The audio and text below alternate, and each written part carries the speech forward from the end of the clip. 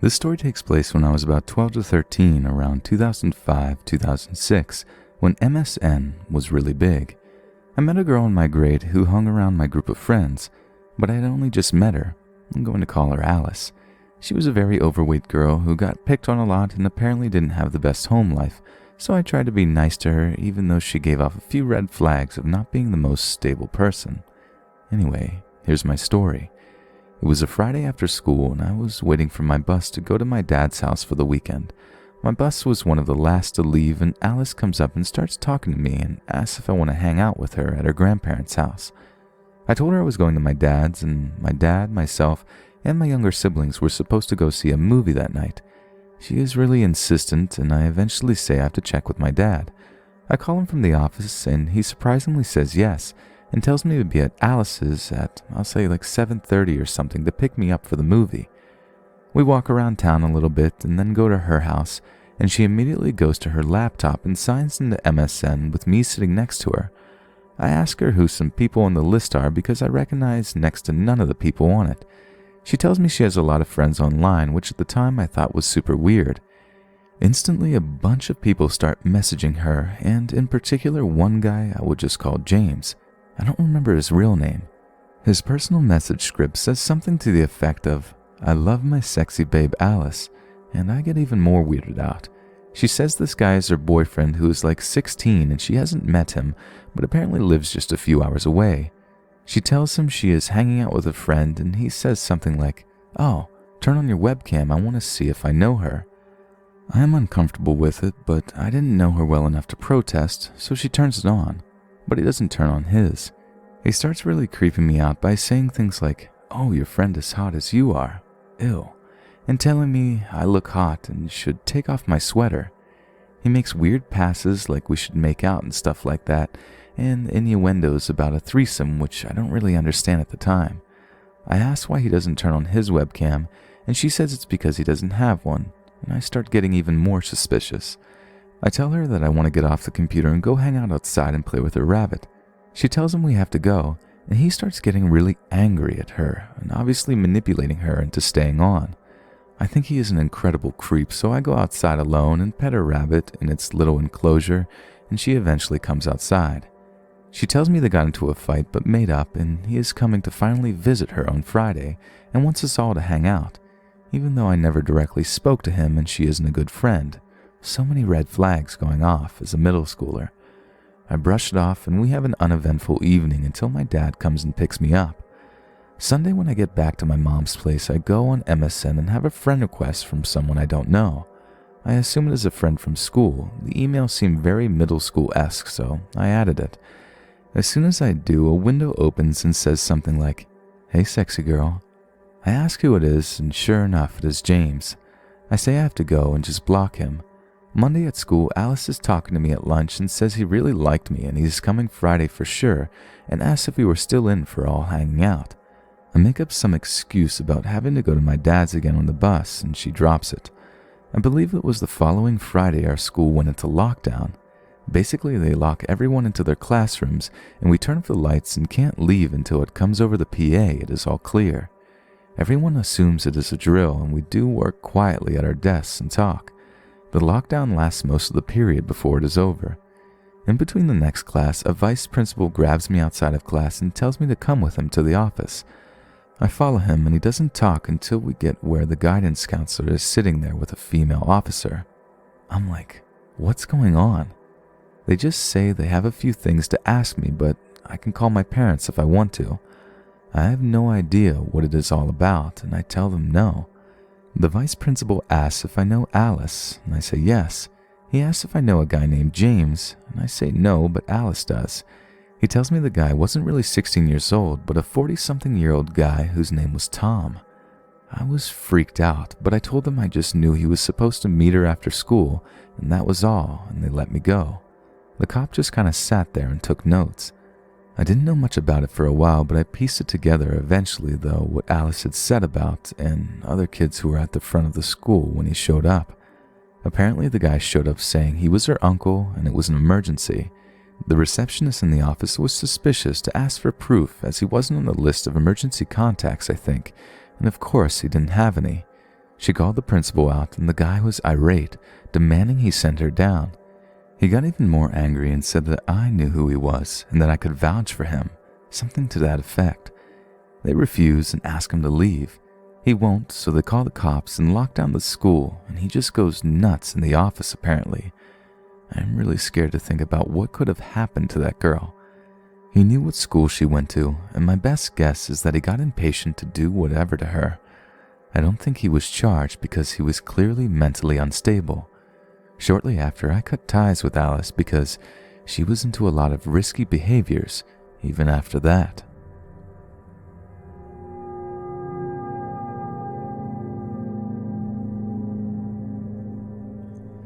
I was 12 years old, circa 2002, and I was walking home from school around 3 p.m. It was sunny and bright, and I had no reason to think that my walk home was going to be any different than it had ever been. I lived about 1 mile away from my middle school. The way home was very safe. I knew about 10 people who lived along the way, and there were many mom and pop shops that peppered the path home. It was also broad daylight on a somewhat crowded street for a beach town suburb. I had just passed an insurance office and convenience store when I noticed a homeless man on the corner. This wasn't rare for my part of town, where many aging hippies and burnouts live by the shore and ask for handouts during the day.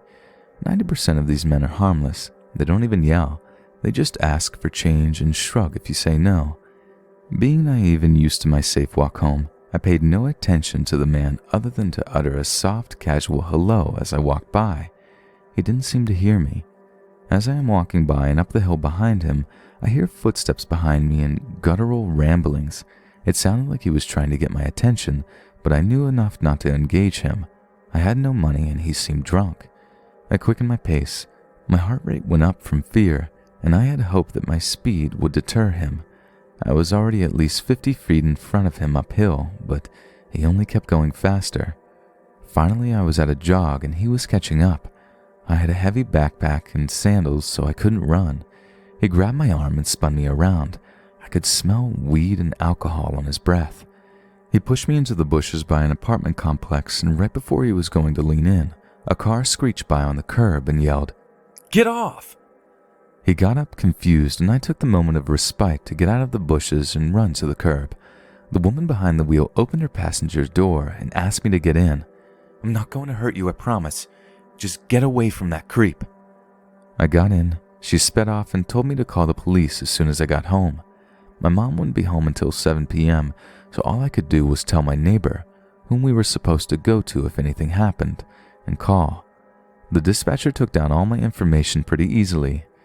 I was so shocked and full of adrenaline I hadn't cried or broken down yet, and almost felt like I was watching everything happen. About an hour later, I got a call back from the police telling me that they had found the guy who had attacked me and asked if they could come by my house to get my statement. I said I'd have to wait until my mom came from picking up my sister, but really from her job 1 hour away. They said I could wait until the next day. The man they caught was a notorious drunk around the area. He had been mostly harmless, but recently had gotten into harder drugs like crystal meth, which had caused him to get more violent and commit petty thefts around the neighborhood. This was the first time he had tried anything dangerous.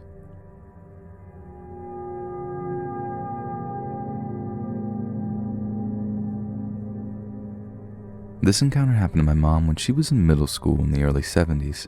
Her family lived outside of town, so she rode the bus to and from school. She was in 6th grade and had a boyfriend who also rode her bus. They would sit together and hold hands, but they were not inappropriate with their interactions. The bus driver took notice of their relationship and started to make comments to them. He'd asked if they kissed a lot, if they tongued, and even once asked if he sniffed her underwear. Not knowing what to do, they did their best to ignore him. On the last day of school, the bus route went as usual, except the driver skipped my mom's stop. When he stopped at the next house, several miles away, she tried to get off the bus with that girl. The kids all knew each other pretty well and were friends. The driver stopped her and made her go sit back down. Every stop after that, she tried to get off of the bus, and he'd tell her to go sit back down until she was the last one left on the bus. She was already terrified and crying. She said that she didn't remember if she was praying out loud or not, but she remembers just begging for an idea of how to get away. The driver told her to move to the front of the bus right beside his seat. Instead, she picked up her things, moved to the very last seat. On her way, she set her books and things in the middle of the aisle, hoping that if he did come after her, he would be slowed down. He finally started back down her road towards her house, but turned off onto a dirt road leading back to some brush. She finally decided that if he even slowed down enough, she was going out the back emergency door and making a run for it. As he turned onto another dirt road deeper into the brush, she happened to glance out the back window to see her dad and her older brother, he was an adult, in their truck following behind. She shouted up to the driver, "You better stop this bus right now. That's my dad behind the bus." He stopped the bus and opened the doors for her to get off, but she was too scared to move. Within a few seconds, her dad was on the bus, standing right up next to the driver so that she could walk around behind him. He told her to get into the truck with her brother. As she sat in the truck, she could see her dad through the back window of the bus just going off on this guy, verbally, unfortunately. When her dad got back into the truck, he hugged her like never before, and she just lost it crying. She knew that if her dad was scared, she'd just escaped with her life. Now, this wasn't just a coincidence that her dad had found her. Every kid who got off the bus after they missed my mom's stop had gone home and told their parents that the driver wouldn't let her off the bus and that she was really scared and crying. The parents all called my grandparents to let them know the stories that they were getting. My grandparents never reported the incidents to the police or the school, but they did talk to the owner of the bus company, and they never saw that bus guy driving again. My mom believes that they didn't report it to the police because her dad had threatened the driver's life, and he would in turn report that to the police. My grandfather went onto his grave without ever revealing what he said to that bus driver. Several years later, my mother was talking with her mother-in-law, we'll call her Grandma C, about Grandma C's cousin, who was married to a guy from my mom's hometown. Grandma C was telling her that this guy was in prison for impregnating his 14-year-old stepdaughter. As an off-the-cuff remark, she mentioned that he used to drive a school bus in the district where my mom went to school. My mom almost passed out at this news. She asked his name and was given the name of the bus driver who abducted her all those years ago.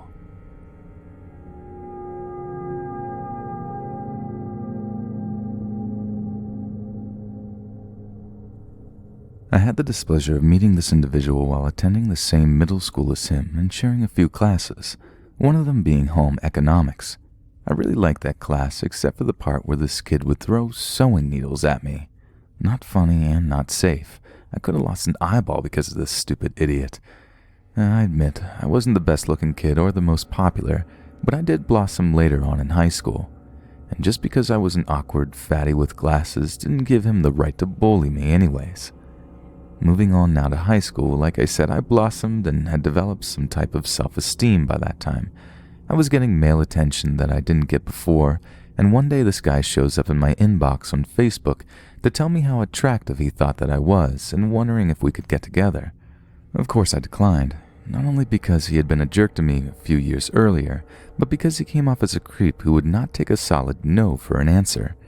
Every day he would message me and get ignored or a sarcastic response depending on how I was feeling at the time. He was quite annoying with his persistence. I had moved to a different city and went to a different high school, so I luckily didn't see him ever. I moved due to my mom remarrying, not because of him. Then one day my sister mentions an attack on a girl she was classmates with. The girl had been attacked by her friends and a few familiar names that my sister and I knew from having lived in that area, and apparently they, quote-unquote, had their way with her. I've gone to school with them, and the name that stood out the most was his, as he had been trying to get with me to meet up with him for a few months, and thankfully, I had been smart enough to let him know he was barking up the wrong tree.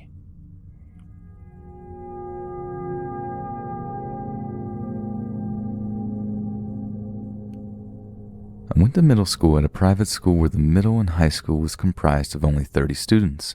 One of the assistant coaches for my middle school team was a soft-spoken man that volunteered for many of our school functions. I assume this is due to the fact that he had 2 adopted sons that attended my school. One was a grade older and one was a couple of grades below me. I didn't really remember him at all until I graduated high school and out of the blue get a phone call from a number I didn't recognize. Still don't know how he got my number. It turns out to be that this man was wishing me a happy graduation. I at first thought that he was just friendly, but then he called back insisting on taking me for a steak dinner. I tried to politely decline, but he began texting me and calling me nonstop. This made me really uncomfortable, and so I sternly requested he leave me be. A couple of years later, I am a sophomore in college and I received this email. Dear me, I shall try one last time, though not to bother, but to seek a friendship that I can feel can work and benefit us both.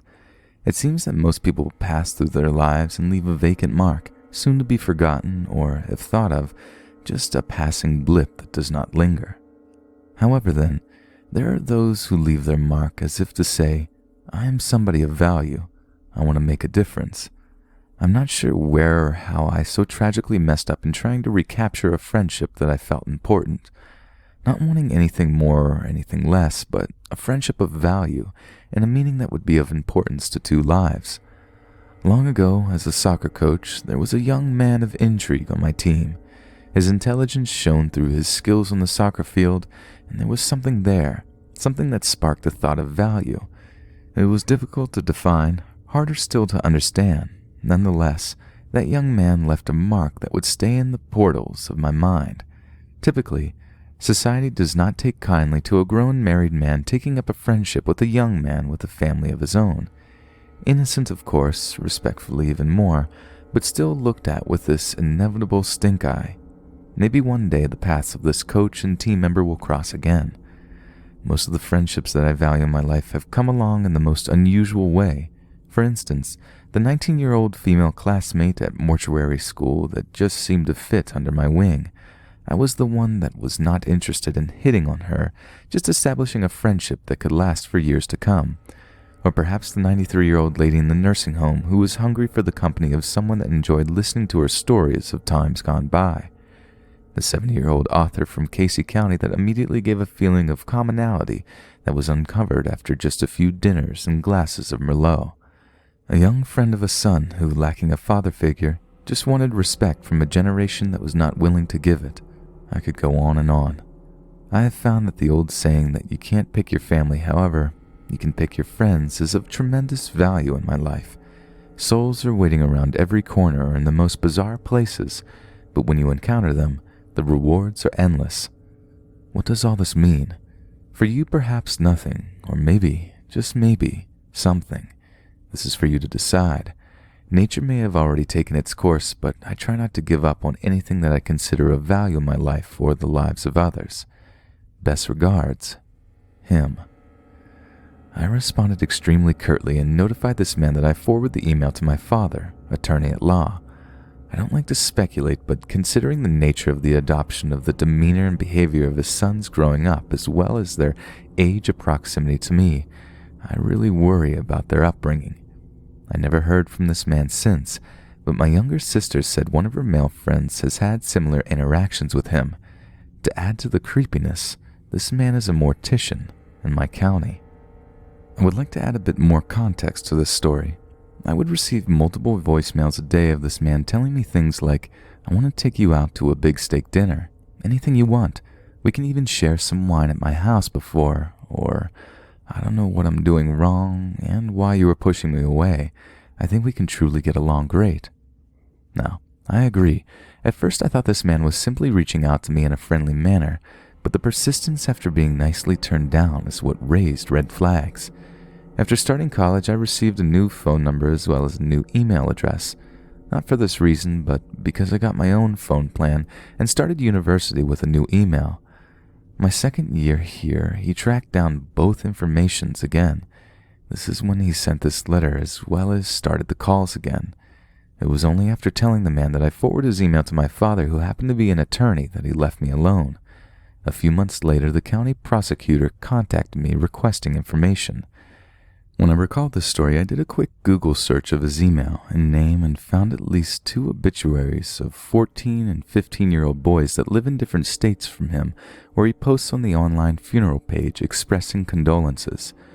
I won't add his exact wording or the sites because I don't want to reveal his identity, but both were identical and went something like this. Parents, may God give you strength. I feel like I have gotten to know your son through the Facebook posts and messages we have shared, and have grown to love him and have plenty of respect for him. My heart is aching. I love you. Insert son's name. It is speculative, but it sounds as if he doesn't personally know these boys, and the similar wording he uses to the letter he sent me further raises red flags. And lastly, I want to reiterate that I barely knew this man. We never had an opportunity to be alone and develop some bond that he refers to. He was the assistant coach for my middle school soccer team. I rarely even made it on the field as I was in the 6th grade and it was a middle school team. It was not as if he was some teacher I saw every day, and I sincerely left an impression on him. I didn't even remember he existed until the calls and emails started.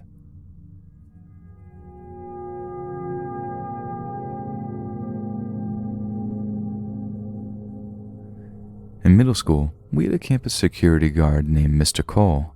He was a pudgy white guy somewhere in his 30s, not much hair. From what I remember, he was pretty social with most of the kids, just really friendly, joked around with us, etc. I was one of the kids who would talk to him often because he was just a really cool guy. He always seemed a little off, but since I was a social reject with not many friends, I figured I probably seemed off too. I would lightly one-arm hug any of the teachers or staff I felt comfortable with.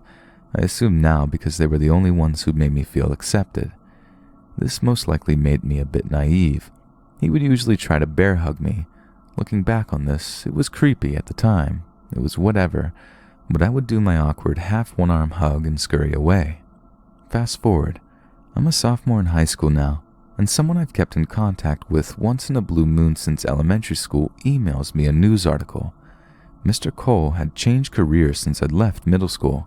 He had become the junior varsity girls basketball team coach at some school about 20 or 30 minutes away. Unfortunately, the article wasn't about him changing jobs. He was being arrested because he was having sexual relations with a few of his 14 to 15-year-old students on the team. Only one of them had given consent. Though being a minor, it was still considered illegal. This creeps me out terribly because he was our security guard. At middle school age, this is someone who you trust to keep you safe. When I read the article, I felt sick and horrified that I had conversations with him. I'd even hugged this man.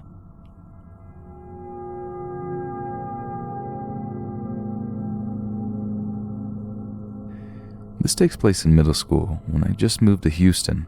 I was new, hadn't made any new friends yet, and I was horrifically shy.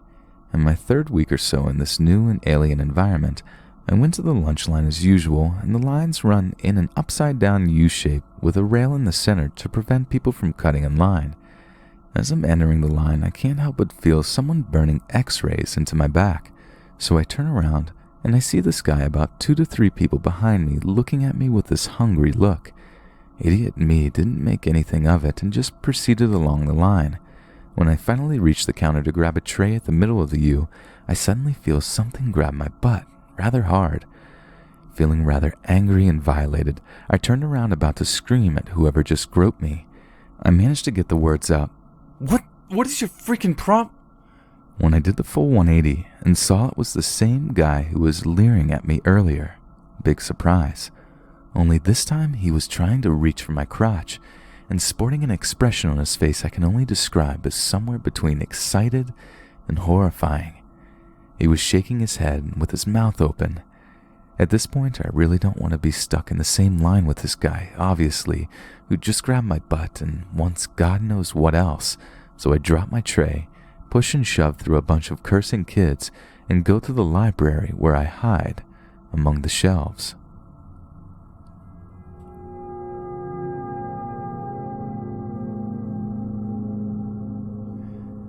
When I was in middle school, my friend Jake essentially lived at my mother's house due to varying circumstances. We typically crashed on these rickety old couches in my unfinished basement, which, besides the insulation and concrete, was adorned only with movie and music posters. We had 2 window wells down there which allowed sunlight in during the day, as well as a bit of atmospheric moonlight when we went to sleep. One weekend, my mom had allowed us to watch the house by ourselves, which was crazy and exciting for both of us, yet ultimately only resulted in a bunch of empty soda bottles, pixie sticks, and a cumulative 40 hours of gaming between the 2 of us. However, that Saturday night contained something a little less fun than a marathon session of Crackdown. We probably crashed at around 2 or 3 in the morning. Now, the couch that I typically slept on faced a section of concrete wall that sat right next to the window. If I laid with my head closest to the wall, I would be able to see the sky and the top of a tree that sat in our backyard. If I laid the other way, I could see the tree trunk, the fence, a bit of grass, and a little sliver of sky. Unfortunately for me, I chose the latter on that night. Like I said, it was the wee hours of the morning when I awoke from a dream or otherwise, and within those first few hazy seconds of consciousness, I heard a creak from above me. Our floors were creaky, annoyingly so when they sit above teenagers who want nothing more to do than sleep in until 4 in the afternoon. It was so bad that you could hear the individual clicks of the nails in the feet of our miniature schnauzers, Simon and Winston, with clarity rivaling a pair of skull candy earbuds. So I woke up and immediately froze when I heard one long creak from the floor above me. I rapidly thought through everything that I did before bed. Lock the doors, check. Close the blinds, check. Put Simon and Winston away, check, check. I lay still for a solid minute before I gathered enough bravery to crane my neck and see if Jake still lay on the perpendicular couch. He was still there. At first this was reassuring, as I now knew that he was safe, but the second wave of realization, stupidly enough, took another second. I realized what that meant the very second that I heard 3 creaks in rapid succession. They were moving towards the kitchen, which meant that they were moving closer to the basement door. I'd like to say that I grabbed a bat and stormed upstairs, confronted the criminal and or otherworldly being, and threatened them with the great charisma before shooing them out of my house. I'd like to say that the lights came on, my family came out of the bedrooms alongside my best friends, and they all lifted me into the air, popped champagne, and gave me a trophy that read, "Big Hero" on it. I'd love to say that, but I can't. I stayed right in that bed with what felt like a giant invisible rock sitting on my chest. I was attempting to call out to Jake, but I could do little more than stutter some incoherent words of fear. I kept my eyes open through much of this, hoping to retain some semblance of alertness in the scenario. It was only when I heard a quick succession of creaks that neared my basement door that I slammed them shut. I don't know how long I laid there, eyes glued shut, hands gripping desperately at the sleeping bag. But I do remember a few things. I heard my dogs growling at some point. They weren't barking like they typically do when anyone approaches any possible entrance to the house, which helps me cling to the hope that it was all my imagination. But I do remember hearing deep grumbling noises coming from the area of the ceiling that held up their cages on the main floor. I remember several more creaks, though I cannot say with any sort of accuracy where they were in relation to the floor above me. I think I was disoriented, too scared. Up until this point, it really doesn't seem like a memory that I should have retained so vividly. Up until this point. I lay there, eyes shut, for who knows how long, but was, of course, unable to fall back asleep. When I did open my eyes, a safe time after hearing any more creaking, they fixated directly on the small view of my backyard that I had through the window. That moonlight was my saving grace. So I calmed down, relaxed. House is settled, I told myself. Dogs growl. I did voluntarily attempt to fall back to sleep, but at a certain point, waning fear is outweighed by the after effects of a sugar high. My eyes began to flutter. But before I could entirely drift off, I noticed a rapid change in the freeze frame of my yard that my eyes had grown so accustomed to over the last several minutes. Over the next few seconds, I saw a shadow crawl in the grass through the window. Now, I'm a skeptic, so I must say here that I am sure that it was a person. That, however, is no less terrifying. Human beings have the potential to be the worst kinds of monsters. As I watched, adrenaline flowing through my veins and teeth grinding down to the gum, I swear that he or she looked over at me in my fortress of slumber and grinned. If I were a sort of artist, I could draw it, seeing as that image is seared into my mind.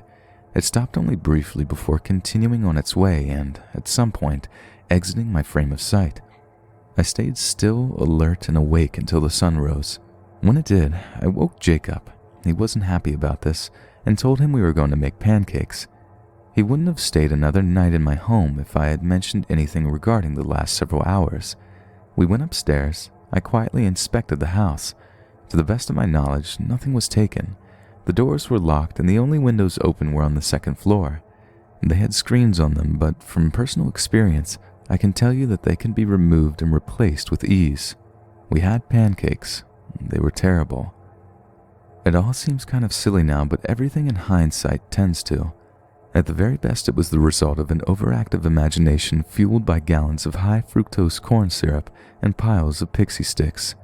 But at the worst, there was someone in my house, someone who managed to make sure that my noisy dogs didn't bark at them, someone very, very quiet, and someone with the nerve to smile at a child who saw them through the window of the house that they had just broken into.